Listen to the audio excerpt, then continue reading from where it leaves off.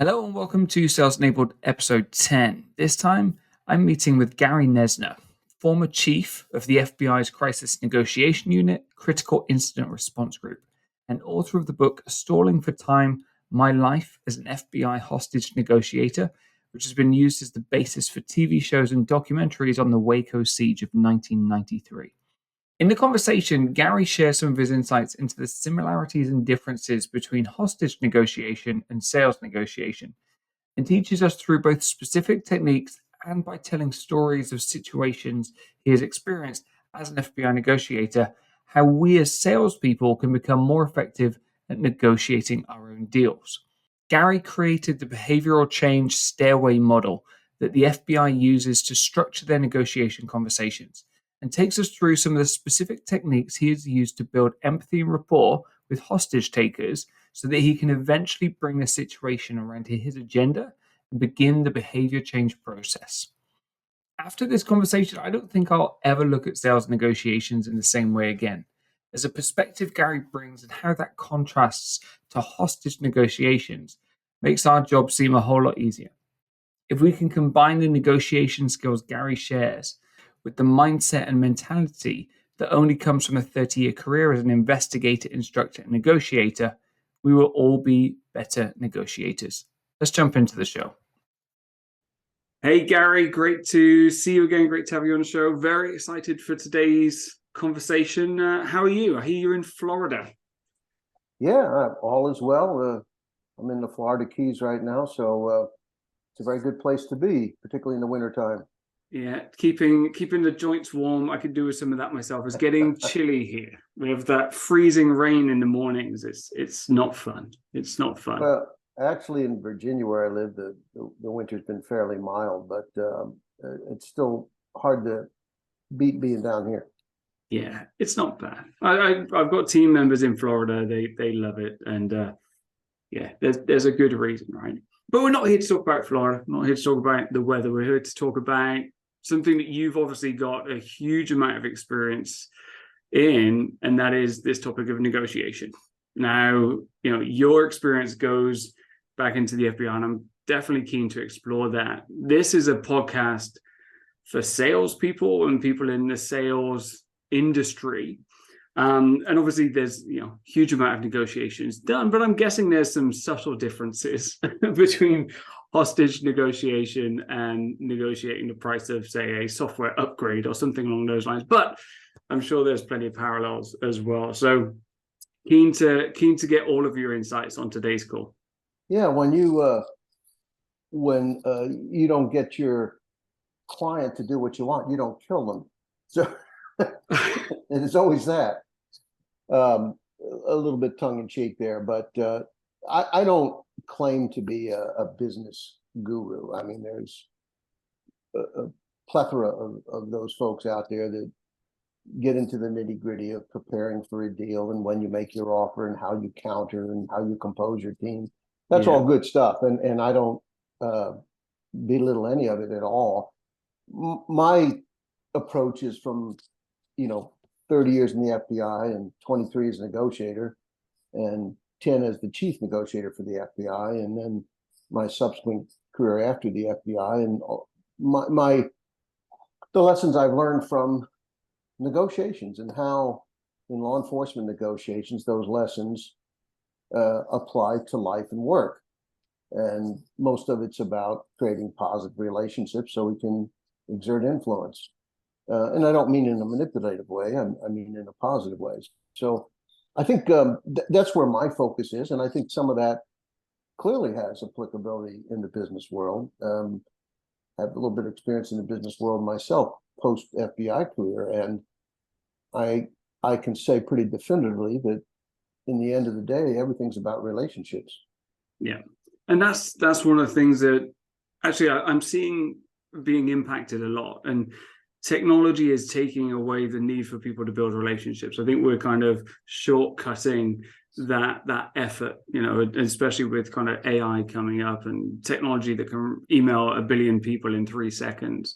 We forget that there's a personal connection that needs to be made. And if we want to influence people, then we probably need to spend some time on that. So I'm excited. I know there's going to be tons of parallels, and even like you say, we may feel like we want to kill our prospect when they're delaying at the end of the quarter, things like that. But hopefully, no blood will be shed in a sales negotiation, at least. It just made me think of a story I haven't thought about for many years. I think it was an airline commercial back in the maybe early 90s or even the 80s. And it was a business owner, and he calls his team together and he says, I got a call today from our oldest client, and he's dropping us because he hasn't seen us or heard from us in a long time. And he passes out airline tickets to everybody on his team.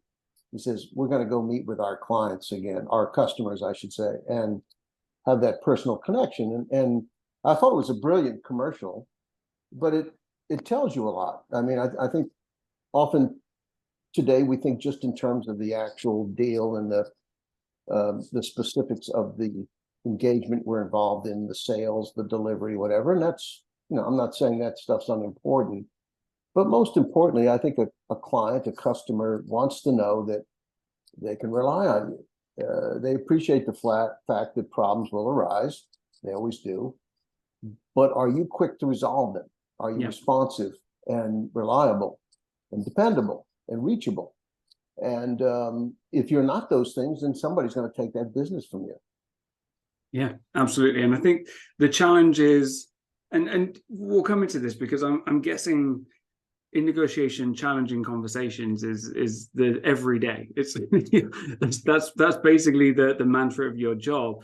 But I think a lot of people in business, when times are good, those conversations are easy, happy to go and have those. It's when things are maybe up against the wall a little bit, where I'm going to just back off and address that. So yeah, keen to get your take on challenging conversations. As you said, in sales negotiations, it's not a case of life and death, but it can feel like that in a moment, and the pressure's certainly on. You've obviously had your career. You've learned things along the way. Am I right in saying that you did some education as well, and you saw kind of the next generations of negotiators coming through, and you helped shape them? One of the big part of my jobs was not just to respond operationally, but to, conduct research on negotiations. And I considered probably my most important function as being a teacher. So extracting the lessons learned from real life incidents and then finding out what from that information can be included in a training curriculum that helps people avoid the most common mistakes. And that's those are critical things. And it's not what happens to us in life. It's how we feel about it. Mm-hmm. So you mentioned a difficult conversation. Well, at some juncture with a client, a business partner, whatever, subordinate, someone in your own company, you may have a challenging issue to discuss. Well, it's not going to get any better or improve by avoiding it. Your best to take it head on. Yeah. And it won't be so much the decision you make or the unpleasant information you may have to deliver. It's how you do it. Yeah. When I was consulting after the FBI, one of the issues that the company I worked for handled for corporations was workplace violence. And if your company's downsizing and you've got to shut down a manufacturing facility, it's unfortunate. It's a business deal that may or may not have been prevented. Regardless, it's happening. So how do you handle that with employees? I mean, do you bring police officers out there and lock the doors and say, you're done, goodbye? Or do you give them information, give them counseling on job placement? Do you say, we're going to cover your benefits for a period of time? It doesn't mean they're going to be happy about the situation, but you won't leave them with a bad, ugly taste in their mouth. They'll feel as though they were treated fairly and humanely. I think those are important little steps. I mean, they convey a lot about your organizational culture and you as a leader. I'm here today to, share one of the most unpleasant days I've ever had to share. We're going to have to shut this down. Here's why we're shutting it down. Yeah. Particularly if there's a strong rationale. This is why we're doing it. It's a terrible blow to all of you. You can be angry at me, and I appreciate that, and I understand it. Here's what we intend to do for you to make this transition as smooth as it can be. Won't make it easy, but we're doing what is within our means to help you. I think people respect that. There is nothing you can do that guarantees you will not have a problem. But if you are able to avoid significant problems, it's probably because you handled it in that thoughtful, empathic way. Yeah. You know, And you talk about empathy there. And I know, last time we caught up, you talked about the behavioral change, the staircase method, which I think was one of the models that you adopted and started to teach, right? So I didn't adopt it. I created it, but yes. I should give you more credit.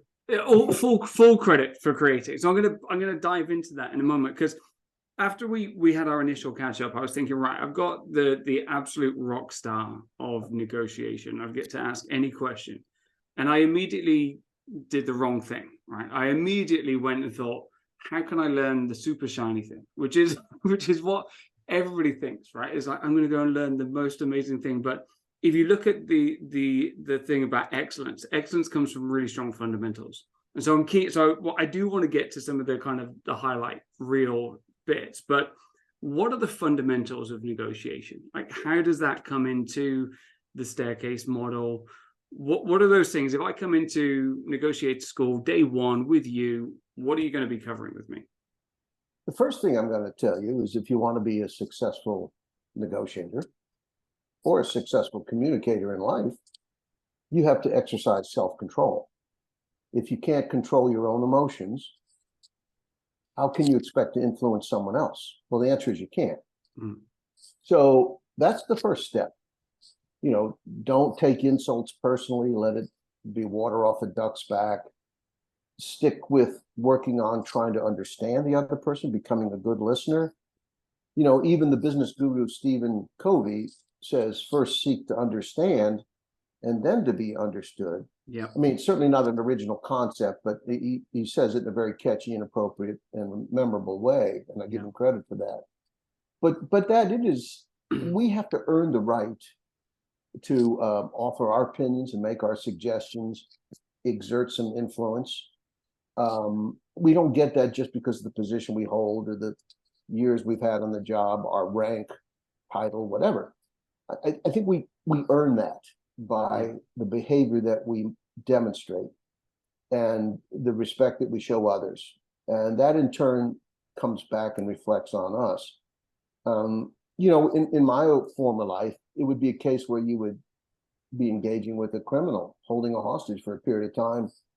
And then eventually, through that effort, that slow, patient effort to create a relationship of trust, you're not becoming best friends. You're establishing some credibility. I'm genuine. I'm sincere. I'm not going to lie to you. I'm not going to manipulate you. Here's the situation. It's not a good situation, but let's not make it worse. People appreciate that reality that they already know. If you try to lie to them and say, oh, it's no big deal, don't worry about it, nothing's going to happen to you, then they know you're lying and you've lost your credibility. But once you've established the credibility, and you might hear something like the person would say, well, Gary, I just don't know how to get out of this. Boy, to me, that's a gold nugget that's just been handed to me, because now the person's soliciting my opinion. They respect me. Yeah. I've earned the right now to say, well, I think the best course of action for you is to put your gun down and let those people out.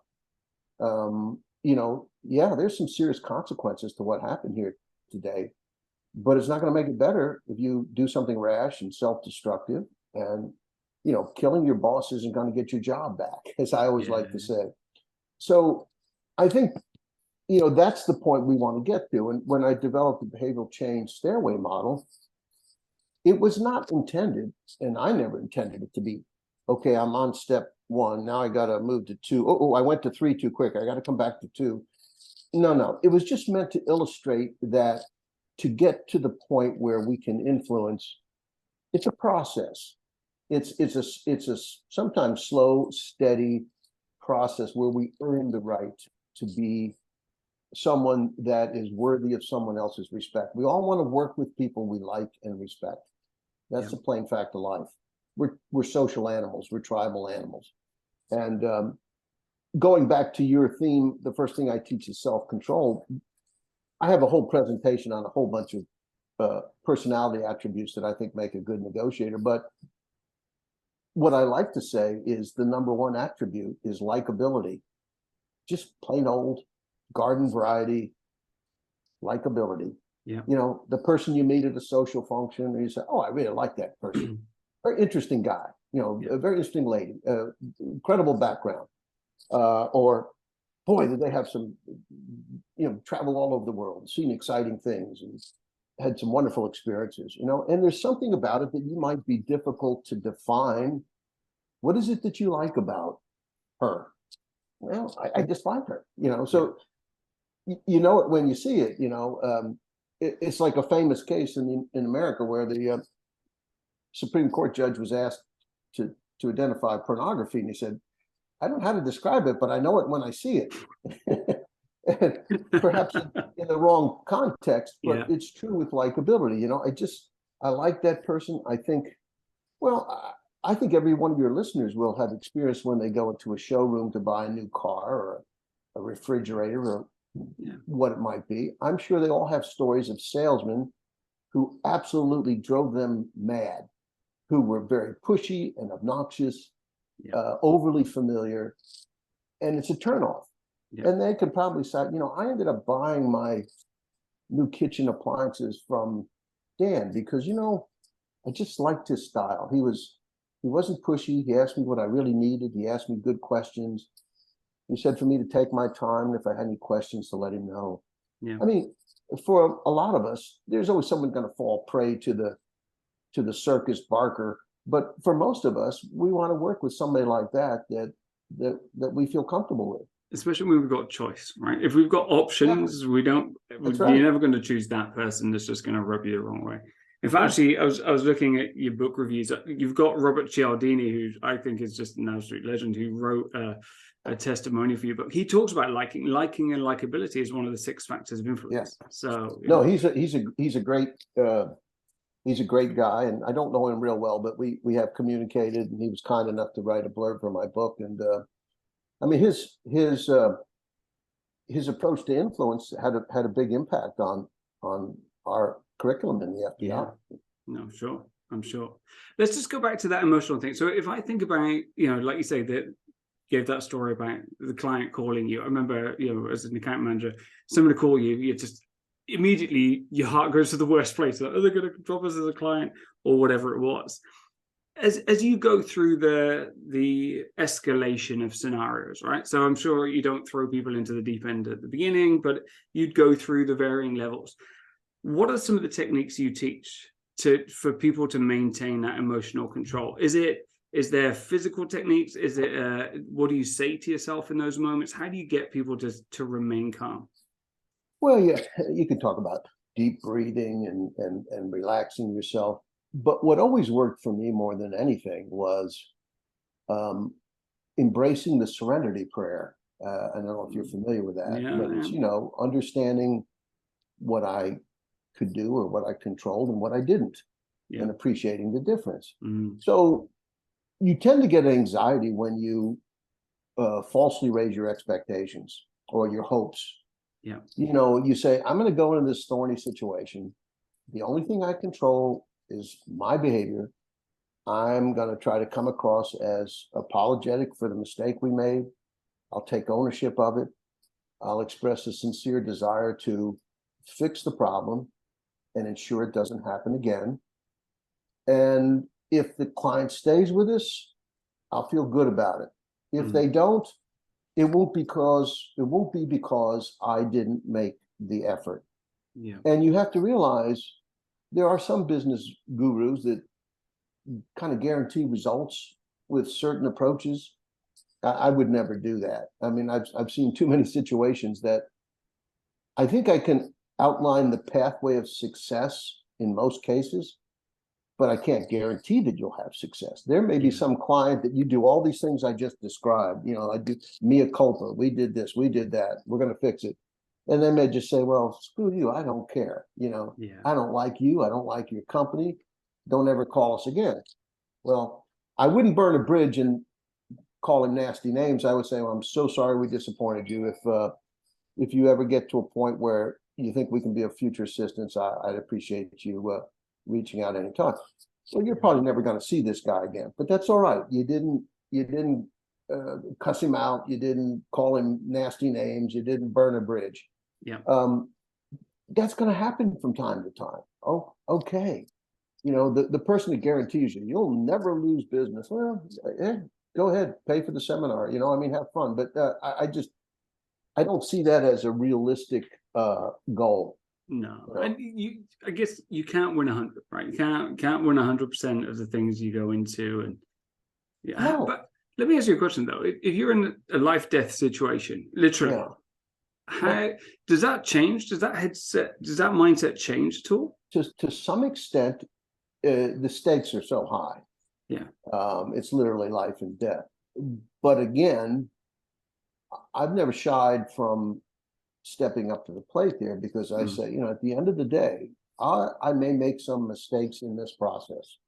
When I review this 4-hour negotiation, maybe I will say to myself, I might have said this better or that better. Yeah. Might have responded more effectively on a particular point. But what gives me self-confidence is I know I'm going to give it my best. I'm going to give my very best effort to try to make this happen the right way. And if it doesn't happen, it won't be because of lack of preparation or desire or strong effort. Yeah. Excuse me. There's the infamous 1993 Waco incident that came out very badly. And I think a lot of people in the government, ATF, FBI, were haunted to some extent by the outcome, an outcome that nobody wanted, a very tragic ending. And I've often been asked, well, psychologically, how damaging was that to you? And I was only there the first half, but I said, if I had not argued forcibly with the on-scene commanders to take a different tack than what they ended up taking, I probably would have been haunted with guilt. I should have stepped up to the plate. I should have been more forceful. Yeah. But the fact that I did those things to the best of my ability, I appreciate, again, the serenity prayer. I don't control everything. I did the best I could. It wasn't the outcome that I or anybody on the negotiation team wanted, but I think that's how you have to go through life, man. I really do. I think, even in business, we're going to go out there and we're going to try to make new customers. We're going to try to maintain our customers. We're going to try to build a quality product. I mean, up and down from manufacturer to distribution, to sales, you try to be the best you can, but it's not always going to work out. It's okay. We're generally, I say that with most people now, most of the people I know are really good people, but you know what? We all screw up. Even at my age, I occasionally will say and do something and I'll say, that was really stupid. And, in all your years on this planet, better than doing that.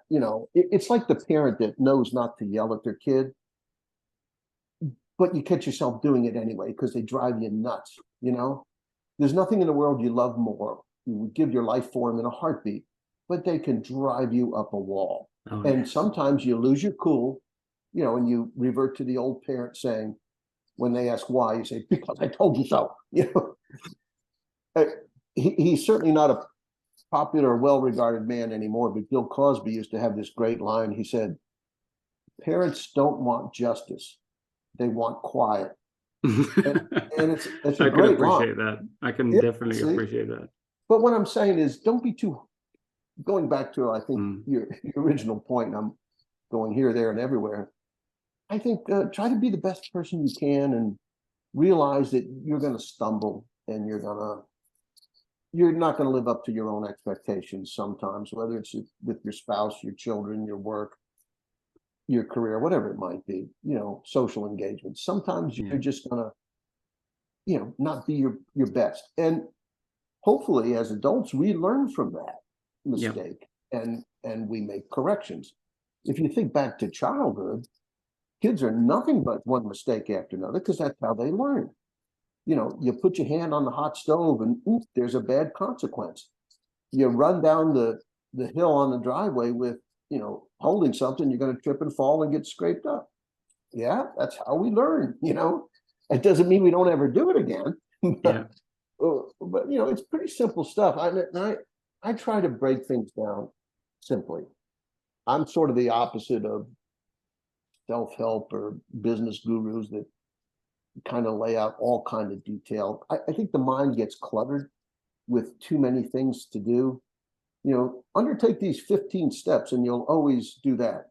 I know, right? You're looking at the manual instead of looking at what's going on in the real world. mean, I play golf. I'm not very good, but I enjoy playing golf. But occasionally I'll come across one of these videos and they'll say, these easy steps to hit the ball further and straighter. And then you watch a little bit of the video and you're saying, are you kidding me?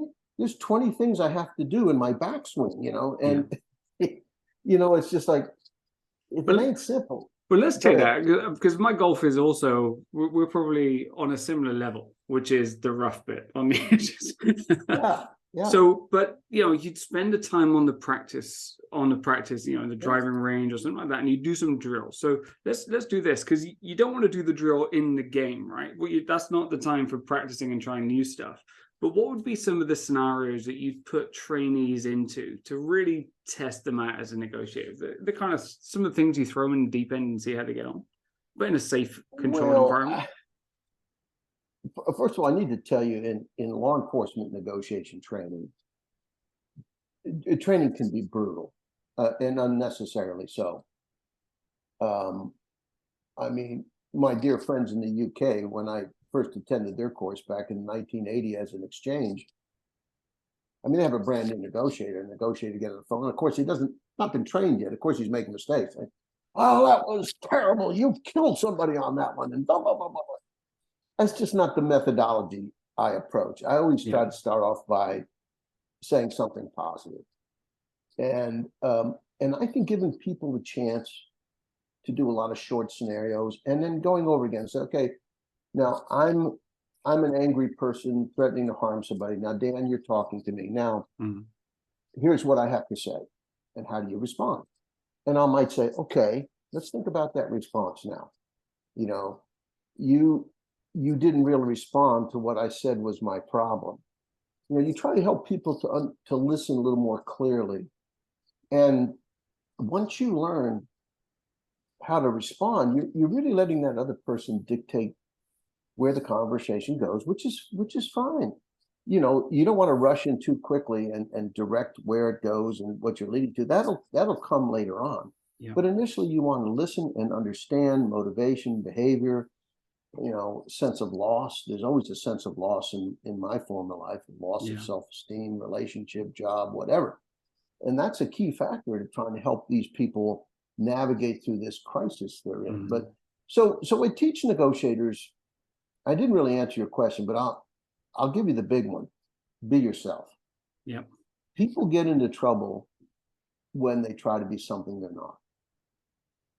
And I think that's an important lesson. When I've seen it happen. I've seen negotiators who are great in role playing, they're great in training, and they get in the hot seat, and because of the pressure that they're allowing to get to them, now they behave in a way that is not consistent with the way you would normally see them behave, and that's when you get in trouble. I always tell negotiators this: your best friend from across the country calls you in the middle of the night. Lost my job. My wife's left me. My life is in the toilet. I don't know what to do. You don't say, well, it's kind of late here in the East Coast. And, let's talk later in the week. If you're a really good friend, you're going to get out of bed and, take your phone downstairs so you don't wake up your spouse, and you're going to sit down and talk to your friend for 2 hours and help them process what they're going through. Well, if you can do that with a complete stranger or a client that you're courting, I think you're going to be successful most of the time. Yeah. So you talked about listen. So I'm looking at the stairway model here, right? So the big one is active listening. So I think you said this: get them talking, get them sharing, opening up, and just, you know, allowing, like you said, there's some form of trauma or hurt that they need to express. I'm assuming, Yeah. right? There's the empathy, which is not like, it's different to liking, and we'll come to this, but it's recognizing and understanding how something like this could happen. You don't have to agree with it, but it's the recognition piece. And then rapport, which is a feeling of connection, I guess, where you feel connected. And, you know, what are you aiming for here? Is it just to understand like their motivations when you're thinking about getting into rapport with someone? What's the purpose of that for you? I think you could, rapport is just the word I chose to use when I created that, but I think you could say mutual respect. Okay. You know, that we have some things in common in terms of how we feel, maybe not in terms of experiences, but in how we feel about things in life. You know, I once was advising on a negotiation, and the family, the police had to kill a guy who was holding a hostage, a very serious situation, very righteous shooting by the police. And the family said, you should have let us come in to talk to our son. Well, there's a lot of reasons we don't do that, because we don't want him to say, you know, we don't want him to say, goodbye, mom and dad, you know, here's my verbal will. But what they went on to say was, you don't appreciate that and this was in Hawaii, they don't appreciate that in our culture, family is very important. And I said, could you perhaps name a culture for me where family is not important? Because I've never seen one, ever, anywhere. Family is the most essential of human, you know, groupings. I mean, come on. Of course it's important, but I forgot the point I was making here, Dan. I'm babbling on, but I think it's the mutual respect piece. I think there's, you know, you don't play a false card, but let's say this guy's going to kill a doctor because his wife died, and he thinks the doctor's treatment was bad. Well, maybe you had a death in your family or lost a loved one. You don't say, oh, the exact same thing happened to me. I mean, if it did, fine, but don't make it up. If you said, you know, what's happened to you must be terrible. It's not happened to me before, but I've lost some people who were very important in my life, and I think I can imagine what you're going through and how much that hurts. You know, it's a connection. There's an old school sales technique, which is feel, felt, find. Like, it's an old objection handling technique, which I think people still teach us. Oh, I know how you feel. Yeah, I felt the same way, and here's what I found. It's so canned now that it's inauthentic. And I think it is, and especially if you play it too soon before you've earned the right to do it. And I like to really lay that on once the person has, you know, maybe they'll come back and say, well, how did you feel when you lost your wife? You know, and assuming for the sake of our exercise here that you as a negotiator have lost a wife, you say, well, I can tell you how I felt, you know, and this is what I went through. I don't know, but I suspect some of those things are what you're facing. You know, I mean, that's a strong connection. I mean, I once had a negotiator talking to a guy who'd been in Vietnam, and the negotiator said, oh, I was in Vietnam too. I said, dude, if you were in Vietnam, that's fine. But if you were not, there could be a whole series of questions come your way that are going to make you look like a idiot. Exactly. And anything any credibility you've established is going to go right down the toilet. So don't do that. So be serious, and don't be too quick to use self-disclosure. You know, you mentioned earlier the first step is active listening. Probably the biggest error that people make is not understanding that listening is an active endeavor. It's not a passive endeavor. And what do we mean by that? We paraphrase in our own words what the person has just told us. Instead of saying I understand, which has no meaning, I'm demonstrating that I understand. You know, when you hear them evoke feelings of I don't know what to do, I'm so frustrated, I'm confused, you know, when you say it seems like you're bewildered and you just don't know which way to turn. You understand me.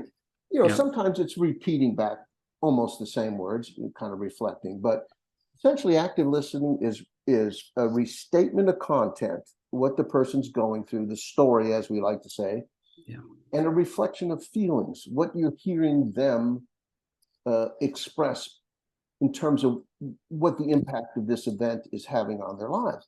If you do those two things, you're going to gain this person's respect. Yeah. I knew a salesperson who was amazing at that. She'd just say the last 2 or 3 words of a sentence, and the other person would just carry on speaking. I was like, how do you do that? Well, we do it in other ways. We're doing it with each other right now. Minimal encouragers. Yeah. Yeah. You go, yeah. You just said that. Or it might be face to face. We make a nod or raise an eyebrow or turn our head or whatever. What that is conveying to one another is, I'm following along. I'm listening to what you're saying. Yeah. So these are things that we need to do. And a lot of people do it naturally. Other people can greatly improve with training and get better and better and tune your ear into listening for what's important. You know, we dealt with a hostage situation once in Minneapolis, and this old man was going to commit suicide, and his daughter, who lived in another part of the country, called the police, and this guy's inside and he's going to kill himself, and he wouldn't talk to the cops. He wouldn't answer the phone, but neighbors said he just loved his dog, and the dog was outside in the yard. So the police eventually got the good idea, and they said, listen, Mr. Smith, I know you don't want to talk to us, but we're concerned that your dog, we don't know if he's been fed or he has any water. So unless you say differently, we're going to get the dog, and we're going to take very good care of him. And he gets on the phone right away. Don't you touch that dog. That's, but it opened the conversation. Yeah. And, they found out what was important. We call that negotiations the hook. Maybe it's a family member, a child, again, going back to the sense of loss. There's always people in crisis. There's always a sense of loss. Yeah. These stories are incredible. Gary, I think about going into work on a Monday, and I'm like, what have I got to face? I can't imagine you going into work on any day. What am I going to face today? It just must be. I've been retired a long time, and these things didn't happen every day. But it's like the last thing I'll leave you with. People say, "How did you do this stuff?" It's like,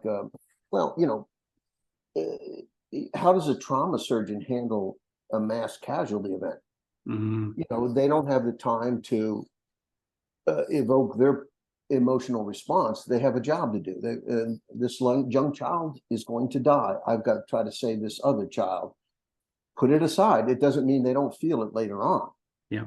But a negotiator has to do that too. I've got to put aside the concern about the outcome, the sense of failure. I have a life to try to save. I'm going to give it my all. I'm going to be successful most of the time, not all of the time. Yeah. It doesn't stop me from doing what I have to do. And I think that's, as we talked earlier, I think that's a good approach to business and life. What I love about this, and thank you for sharing everything, is a couple of things. We've spent this entire time talking about making human connection. We haven't talked about influence. We haven't talked about trying to change behavior.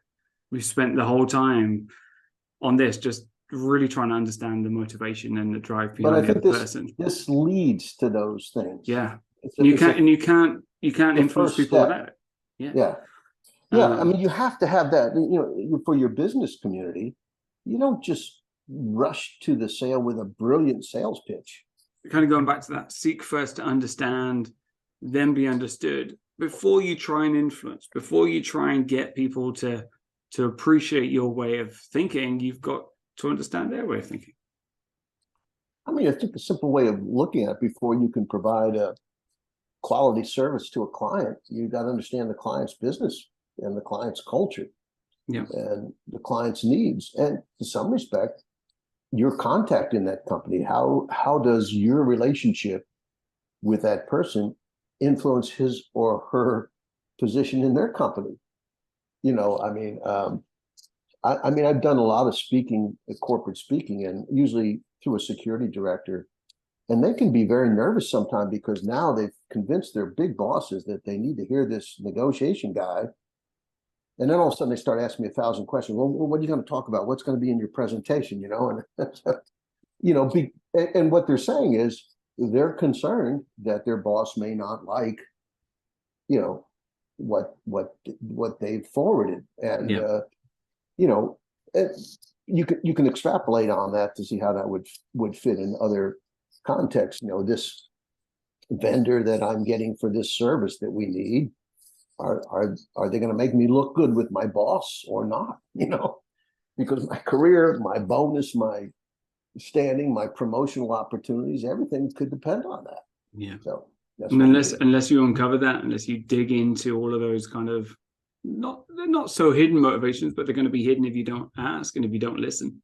well, you know, and maybe you can find a way in your presentation or your servicing to make that person look good in the company.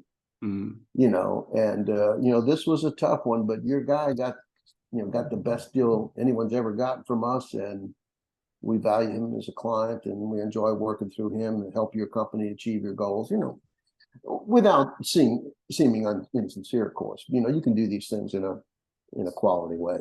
Yeah. So remember, sales negotiations, not life and death. So I think as challenging and as stressful as it seems, especially end of quarter, maybe the numbers are tight, especially at the moment where deals are few and far between. Do your best. Go in there with the best outcome in mind, right?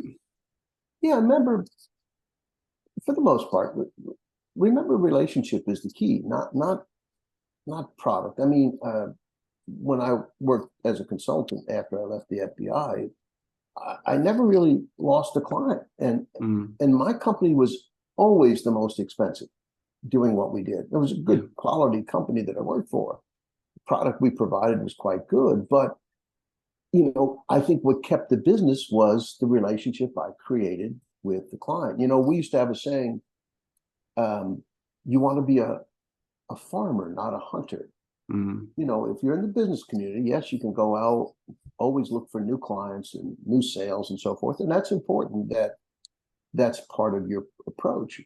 But more importantly, I think, is that you sustain the clients that you have, you farm them, you make that contact, you fly out and visit with them. And what can we do to help you further? You know, I know you got some other challenges coming up, and it's, you know, it's not the area that we traditionally have done work in, but we're willing to step up to the plate if we can make this supply issue you're having less of a problem.